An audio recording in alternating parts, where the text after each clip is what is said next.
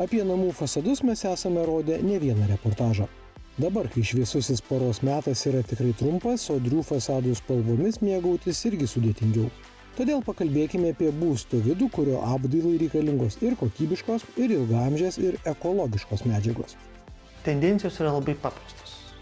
Kuo labiau sėdime užsidarę, tuo labiau mes esame neatsparūs įvairiems dalykams, bakterijams, kitiems dalykams. Mes matome daug metų spartėja oro valymas, rekuperatorinių filtrų atsiradimas ir panašiai, bet mes nelabai kreipiam dėmesį ten, kur gyvename. Daug metų matom tendenciją, kad dauguma statytojų renkasi dėl prekinės gražios išvaizdos ir paprastesnio darbo gipsinį tinką kaip medžiagą lygint sienom, tai yra tinkuot sieną. Jis yra lengviau apdirbamas, yra minkštesnis, yra pliusų, yra minusų šitoje vietoje. Bet kuo toliau mes matome didelį kiekį alergenų, kurie iš esmės labai stipriai keičia mūsų gyvenimo kokybę. Tai ką žiūrint, ką iš tikrųjų gali pasiūlyti Baumeras, tai gali pasiūlyti visiškai pilnai ekologišką tinką, kas iš esmės tikrai stipriai sumažina alergenų ir tikimybę veistis elementariai kažkokiem tais mikroorganizmams. Jeigu žiūrim pagal A+, A++ klasės namus, mes matome didelę vieną problemą, tai yra rekuperacija ir drėgmės kiekis bute arba name. Iš esmės, tikrai dažnas lietuvis mėgsta pataupyti, neslėpkime to. Tai dažnas lietuvis iš tikrųjų susimontuoja rekuperacinę sistemą, kurios dažnai nenaudoja. Mūsų šalies rinkoje jau atsirado austrų gamintojo produkcija, kurią pamėgo ir vystytojai, ir pavienių objektų šeimininkai.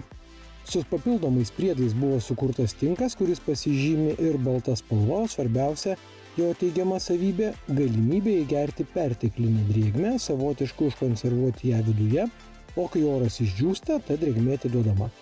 Aišku, šiuolaikiniai rekuperatoriai jie turi ir drėgmės reguliavimo daviklius, kurie vėlgi turint tą sprendimą rekuperatoriai, jisai gali tą drėgmę reguliuoti. Bet tai tokie rekuperatoriai tai jie kainuoja daugiau pinigų. Tai vėlgi tai įtakoja ir elektros energijos sąnaudų, tas irgi įtakoja. O pats iš savęs pati siena, jau, kuri yra nutinkuota tinkamu tinku, tai jinai jau iš savęs teikia tokį sprendimą, kad palaiko, pastoviai, nes tas kondicionierius ar rekuperatorius, jisai įsijungia tik tuomet, kada tu jo prašai. O tinkas, kuris yra pastoviai nutinkuotos sienos, tai jos visą laiką išlaiko tą tokią normą ir palaiko tą tinkamą drėgnumą patalpose. Daug metų statybos versle dirbantis pašnekovas pripažįsta, kad gamintojas stengiasi būti žingsniu priekyje.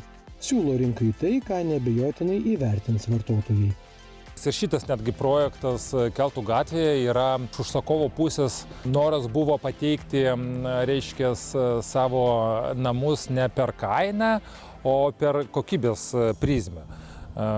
Šitam projekte buvo teikiami sertifikuoti sisteminiai sprendimai, kurie atitinka, kaip dabar madinga vadinti, darnius sprendimus, buvo panaudotos ir stogo čerpių sistema su ilgalaikė garantija, fasadinė Baumito austrų gamintojo sistema sertifikuota, kuri turi ETA sertifikatą. Gamintojas rūpinasi ne tik produkcijos kokybę.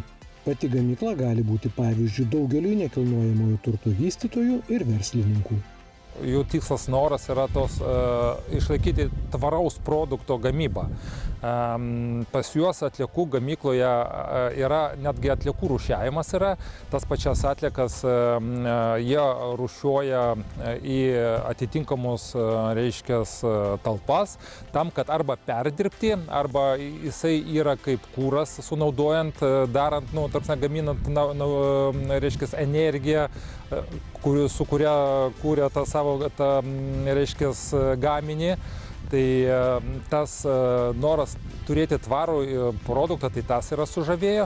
Antras dalykas, gamyba vyksta pastoviai, tai reiškia ten 3 pamainom, tai parodo, kad jų paklausa yra, nes matėm, netyčia galbūt tai pamačiau tuos stabilius, kur atsižymi vos ne per 3 pamainas, kad darbas pastoviai vyksta, aplinka sutvarkyta, nėra kažkokių tai ten, kad, kaip sakant, kai būna už tvoros, jau niekas neprižiūri. Ne, ten visas rajonas, ta gamykla gražiai, reiškia, įsteigta kalnuose ir kiek ir aplinka aplinkui, kiek pačioje gamyklos teritorijoje viskas yra sužymėta, kaip austrams, vokiečiams būdinga, ta prasme, jų tas konkretumas, reiškia, išlaikyti ne vien tik tai produkto vardą, bet ir tą pačią aplinką parodyti, nes ne mes vieninteliai atvažiuojam, ten atvažiuoja vis tiek ir iš kitų šalių ir atstovai, ir didelių įmonių atstovai, kurie pamato tą jų darnią gamybą ir yra noras iš tikrųjų su jais dirbti.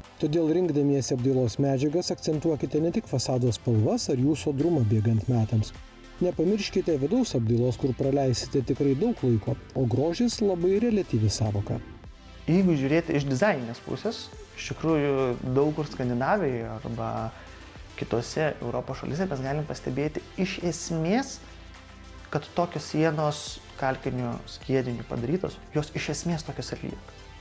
Mes lietuviai labiau į rytų pusę žiūrime tai, kad viskas būtų preciziška, viskas lygu, kampai idealūs 90 laipsnių, visur lygu, gražu, šešėliai krenta nuo lempo, viskas kaip stiklas. O iš tikrųjų didžioji dalis Europos neturi tokių aukštų kokybės standartų ir tokio tipo tinką dažnai naudoja ir jį vadina tekstūriniu tinku, palieka dekoratyvinės sienas, taip ištinkuotas.